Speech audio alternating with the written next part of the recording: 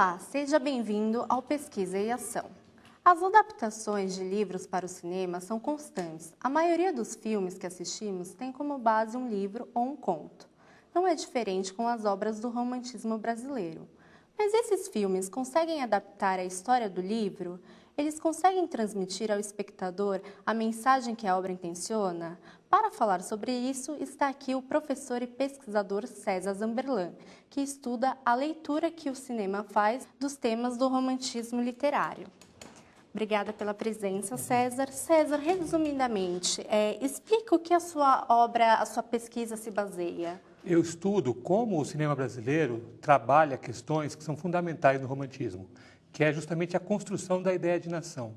Então, como os mitos, os heróis, os temas do romantismo são lidos pelo cinema brasileiro desde que o cinema brasileiro existe. Qual a importância da leitura desses livros para o cinema? Eu acho que esse momento ele é muito importante, essas adaptações são muito importantes, porque é necessário que a gente veja que aquilo que a literatura construiu, de certa forma inventou, como diz Antônio Cândido, como ela é passada depois por um outro veículo, né? Por uma outra forma, né? Que é a forma cinematográfica. Então é interessante comparar se aquilo que a literatura fez, como que ela é lida depois, séculos depois, pelo cinema. A releitura de obras literárias para o cinema é benéfica para os livros originais? Tem muita gente que questiona isso. Eu sigo uma tese de um crítico francês chamado André Bazin, que ele fala que a adaptação de uma obra literária para o cinema, ela faz com que o livro volte a existir, de certa forma. Então, sempre que você tem uma adaptação de um livro, esse livro ele é colocado de novo sobre os holofotes. Então, ele vende mais, traz uma discussão sobre ele. Então, eu sempre acho benéfica nesse sentido, porque sempre ele vai renascer a partir do momento que ele é adaptado, sempre vai voltar a ser discutido. Existem muitas distorções entre a obra escrita e a filmada? Essa questão de distorção, de fidelidade, ela sempre aparece quando a gente discute, a gente compara um livro adaptado com um filme. Na realidade, não dá para a gente pensar em distorção ou fidelidade, porque os meios são muito diferentes. Então, uma coisa é o livro, outra coisa é o filme. Não dá para a gente querer que um filme seja igual a um livro. São suportes diferentes, são linguagens diferentes. O literário ele tem uma natureza, o fílmico tem outro. Então, a gente fica com o pé atrás quando fala em fidelidade. Ao mesmo tempo, a gente também não pode pensar que vale tudo. Então, o que eu acho mais correto, mais justo, observando que não existe fidelidade, é ver que tipo de leitura que o filme faz e até que ponto ele consegue alguns equivalentes interessantes com o livro. Ou seja, o que o livro trata, do que o livro trabalha, como é que o filme trabalha isso, qual que é o projeto de um, qual que é o projeto de outro. José de Alencar teve obras adaptadas para o cinema, algumas no começo do século, né? Você teve dificuldades para encontrar esses filmes? Não existem mais esses filmes. Um grande problema que a gente tem com essas obras do primeiro cinema, muitas das adaptações, a maioria das adaptações, elas deixaram de existir por má conservação, por incêndios. Então você tem acesso a pouquíssimas obras desse início do cinema brasileiro. Filmes feitos na década de 10, década de 20. Então o único acesso que a gente tem, na realidade, é a recortes de jornais, a comentários de jornais sobre a recepção desses filmes na época. O filme em si, a gente não tem mais acesso. Esse é um grande problema para todo mundo que trabalha, que pesquisa o cinema brasileiro de 30 para trás, que esse material todo foi, infelizmente, perdido. E sobre José de Alencar, né? Ele teve algum fator que facilitou as adaptações do texto para o cinema? O estilo do José de Alencar, ele ajuda, de certa forma, porque um narrador, geralmente em terceira pessoa, é mais fácil para adaptar que o Machado, que é um escritor que vem depois dele, que tem uma complexidade maior em termos narrativos. Por outro lado, como ele é o primeiro grande escritor da literatura brasileira, tem uma série de romances, então ele também é um chamariz para adaptação. Só que ele deixou de ser adaptado. Ele foi muito adaptado num primeiro momento e depois ele deixa de ser adaptado. Ele some praticamente. As adaptações do José de Alencar, das obras do José de Alencar, escasseiam. Até porque, e aí é o trabalho da minha tese, eu acho que a relação com esse contexto histórico, muito artificial, de certa forma, um tanto artificial até a ponto das pessoas terem um certo medo de ler esse tipo de livro, só além, de certa maneira, quando são obrigados na escola, isso cria uma dificuldade em adaptar essas obras. Então, acho que por isso as obras não são tão adaptadas hoje em dia. Entendi. E você diz na sua pesquisa que o romantismo inventou o Brasil. Os filmes conseguem manter essa imagem ou não? Essa fala é do professor Antônio Cândido, que ele fala que o romantismo inventa a nação. E outros historiadores, críticos literários também trabalham com essa ideia. Na realidade, não. O cinema, quando adapta esses filmes, quando busca um viés mais realista, uma adaptação mais fiel, mais realista, o cinema tem muito problema. E aí as pessoas que assistem o filme até sentem essa artificialidade. Agora, o que é bastante interessante é que outras obras cinematográficas têm um perfil, têm um viés mais alegórico ao adaptar esses livros, ou a trabalhar com esses filmes. E aí a leitura de Brasil que essas obras fazem, elas ressignificam a obra literária original. Isso é bem interessante. Esses personagens ficam mais fixos no imaginário com o filme? Você tem uma obra que me interessa muito, que não é uma adaptação fiel, que é a Iracema, uma transamazônica, do Bodansky. A Iracema, por exemplo, ela está num outro contexto, não mais no contexto histórico. Então, varia muito de acordo com o projeto de leitura que o cineasta está fazendo daquela obra. Você pega, por exemplo, o Guarani, da Norma Bengel, ela tenta retratar do ponto de vista histórico. Outros filmes não. Tem filmes da Boca do Lixo que vão transformar essas obras em porno chanchada. Então, varia muito do projeto do diretor na leitura que ele faz da obra literária. E até que ponto o filme é fiel ao livro? Não dá para pensar em fidelidade. Eu acho que isso é muito discutível. Tem alguns autores, alguns cineastas, que quando vão trabalhar uma obra literária, eles procuram ser extremamente fiéis, porque eles têm essa relação com a literatura. Outros não. Outros inventam, outros recriam, transcriam. Tem uma série de termos para esse processo, além de adaptação. Então, isso é muito relativo, depende de filme para filme. No caso das obras do romantismo, que eu estudo, boa parte delas pretende ser fiel à obra original, ou seguir a obra original, mas nem todas. E alguns filmes, se você não lê o livro, você se perde, né? No romantismo, existe algum que não aconteça isso? Eu acho que o filme nunca substitui a leitura do livro. Em hipótese alguma, substitui a leitura do livro. Porque são coisas diferentes. Eu costumo dar muito palestras para secundaristas sobre obras que caem no vestibular, e eu sempre falo, uma coisa é o livro, outra coisa é o filme. Não dá para você pensar na obra literária a partir do filme. Ou seja, você tem que ler primeiro e depois ver o filme, se você quiser se debruçar sobre aquilo e entender como é que foi feita a adaptação.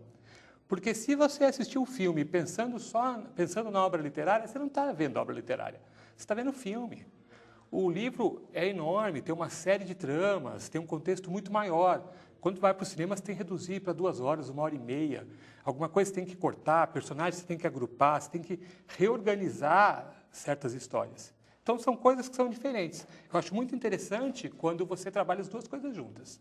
Ver o filme e ler o livro, ou ler o livro e depois vai ver o filme.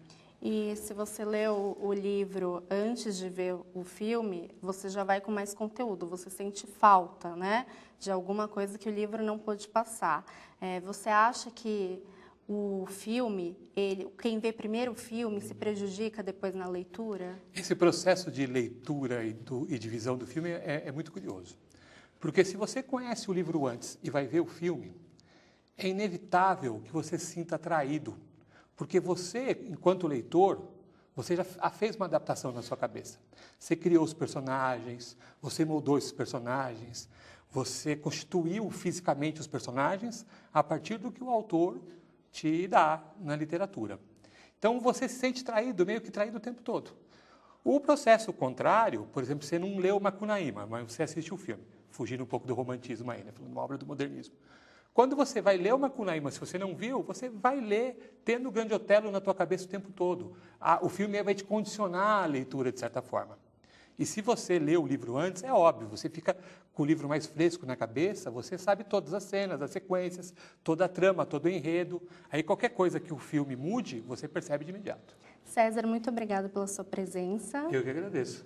O Pesquisa e Ação vai para um rápido intervalo. Voltamos já.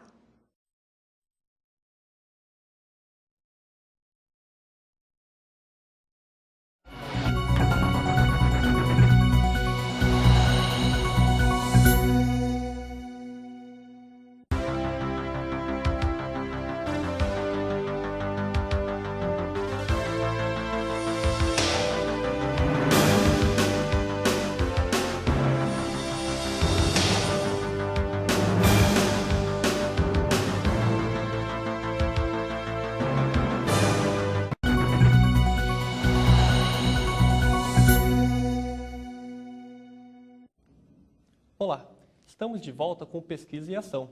Agora, vamos falar sobre a imigração palestina a São Paulo. Os conflitos entre palestinos e israelenses existem desde 1948, com a criação do Estado de Israel. Muitos, querendo fugir desse conflito, buscaram no Brasil, e mais precisamente em São Paulo, refúgio e uma vida nova. Mas, o que os levou a escolher essa cidade? Eles ainda sonham em poder voltar à sua terra natal? O Pesquisa e Ação recebe o professor e pesquisador em História Social, Ailton do Amaral, que realiza pesquisas sobre o assunto. Ailton, seja bem-vindo ao Pesquisa e Ação. Obrigado. A constante luta entre judeus e palestinos ocupa os meios de comunicação diariamente. Mas o que é esse conflito entre árabes e judeus? Quais são suas causas? Veja na nossa reportagem.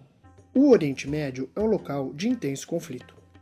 Síria, Líbano, Egito, Jordânia, Israel e a Palestina, que compreende a faixa de Gaza e a Cisjordânia, estão em um ponto estratégico do mundo, entre 3 continentes. Os ingleses controlaram a região entre o final da Primeira Guerra Mundial até o fim da Segunda, passando a administração à ONU. Em 1948, é fundado o Estado de Israel. A Palestina é dividida e os judeus começam a voltar à Terra Sagrada. Eles conquistam sua terra prometida, mas os árabes não aceitam esse novo Estado, e eles eram a maioria. Começa então uma guerra. A vitória é dos israelenses, que passam a controlar 75% do território palestino. Em 1967, o Egito declara guerra ao Estado israelense. É a Guerra dos 6 Dias. Israel vence, conquistando um território respeitado no Oriente Médio. Suas relações com os Estados Unidos se estreitam. Os frequentes conflitos, o sonho de paz cada vez mais distante e as mortes em massa de civis resultam em mais de 800 mil palestinos em êxodo, procurando novos países como abrigo. Nos anos 2000, a visita do presidente Lula ao túmulo do líder palestino Yasser Arafat trouxe boas relações entre o Brasil e a administração palestina, o que gerou uma nova rota de imigração para este povo. Ailton, por que essas pessoas escolheram São Paulo para viver? Existe algum bairro em São Paulo que é predominantemente palestino? Primeiramente vamos falar um pouco do Brasil, né? Porque São Paulo não é o principal local de imigração palestina no Brasil. Nós temos o Rio Grande do Sul, Santa Catarina e Paraná, que tem a grande maioria. E temos agora, com a última leva, Brasília, que tem assim, uma comunidade bastante fechada. A escolha de São Paulo, exatamente São Paulo, é a mesma escolha que qualquer outro imigrante faria. Uma cidade grande, com maiores oportunidades de trabalho, né? Mas esses palestinos que estão em São Paulo, eles não formam uma comunidade. Eles estão misturados com os árabes. Então, você costuma ver muito nos locais onde tem a imigração árabe, né? Tatuapé, você vê Moca, você vê ali aquela região do centro, da 25 de março.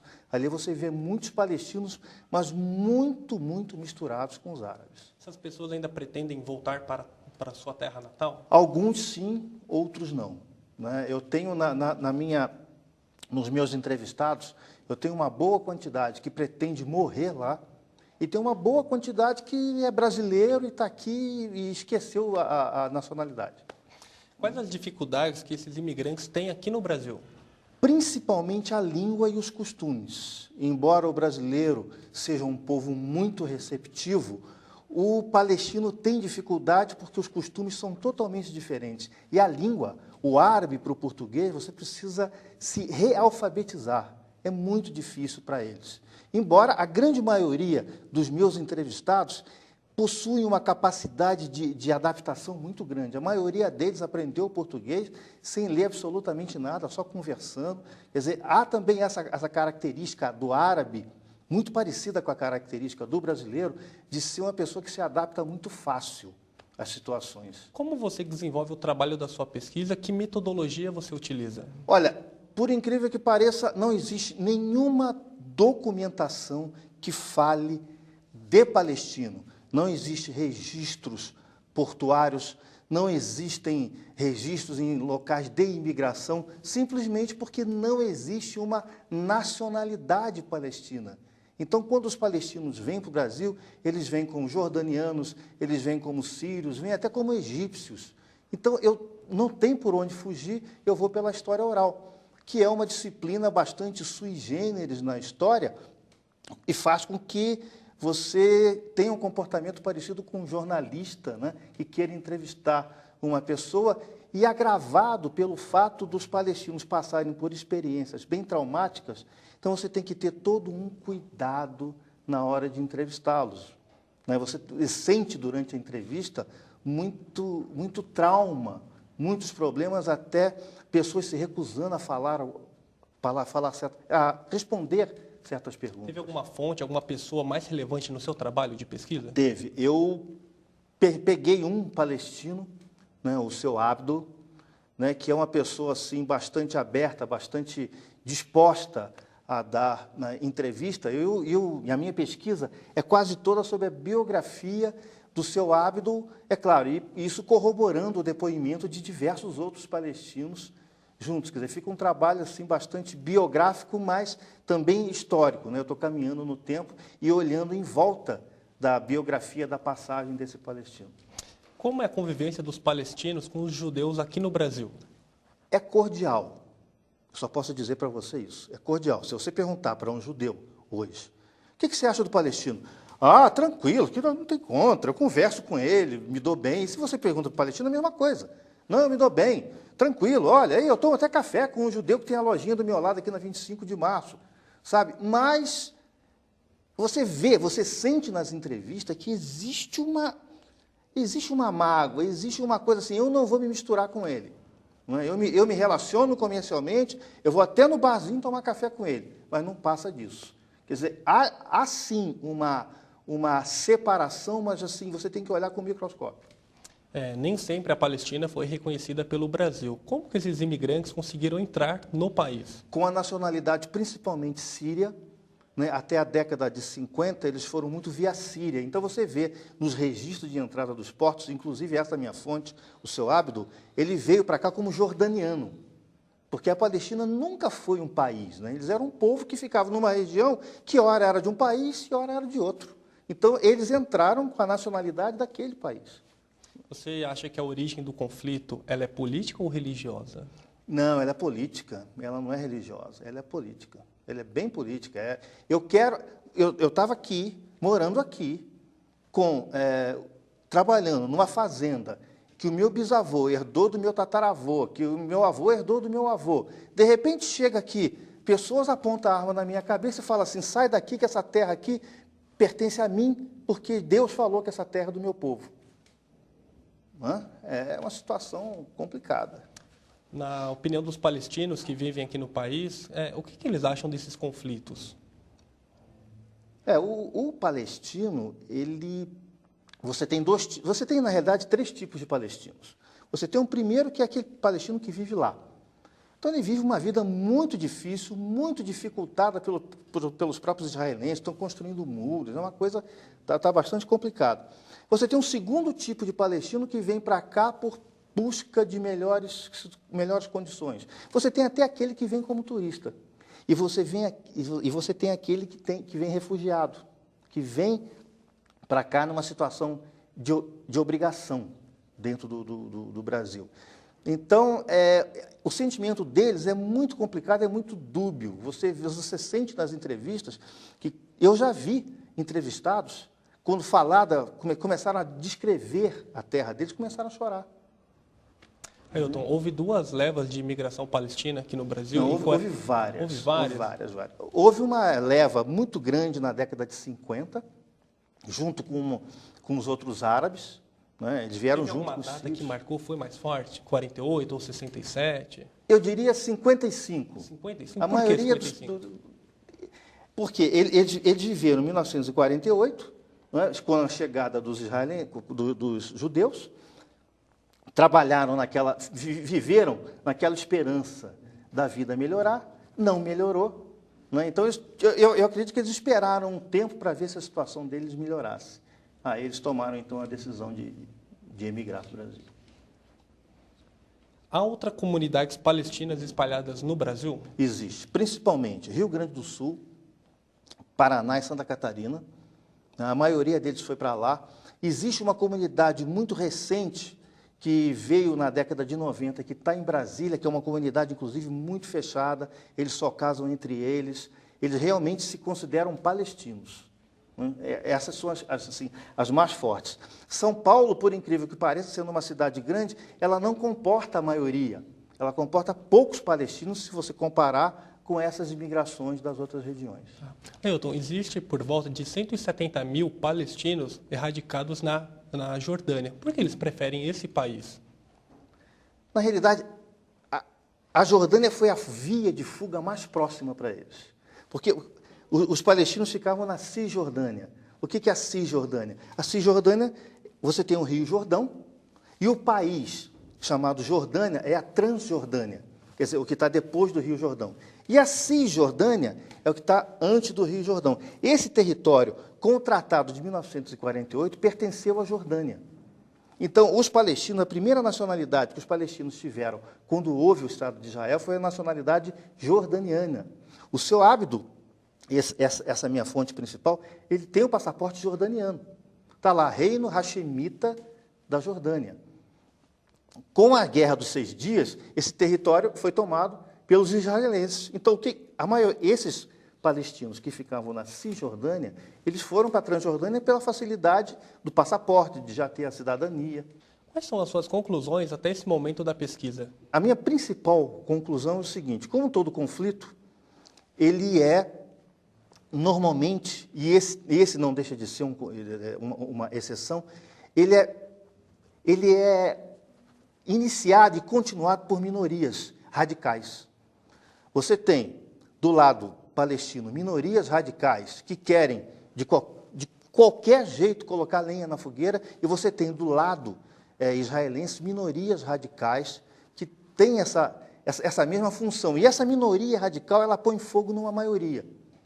E eu vivi 3 anos em Israel, e eu sei que o cidadão palestino, o cidadão israelense, eles querem viver a vida deles normal, eles querem ter um emprego, eles querem ter a família deles, eles não querem ficar o tempo todo brigando, eles querem levar a vida deles, eles querem ser felizes. Então, a minha conclusão que eu estou tendo agora é o seguinte: são minorias. E todas as vezes que nós formos dar razão a essa minoria, na maioria das vezes nós vamos partir para tomar decisões que nós não deveríamos tomar nunca. Ailton, foi um prazer tê-lo no programa. Obrigado pelas suas informações. Eu que te agradeço a oportunidade. O Pesquisa e Ação de hoje falou sobre a imigração palestina à cidade de São Paulo. Obrigado pela audiência e até breve.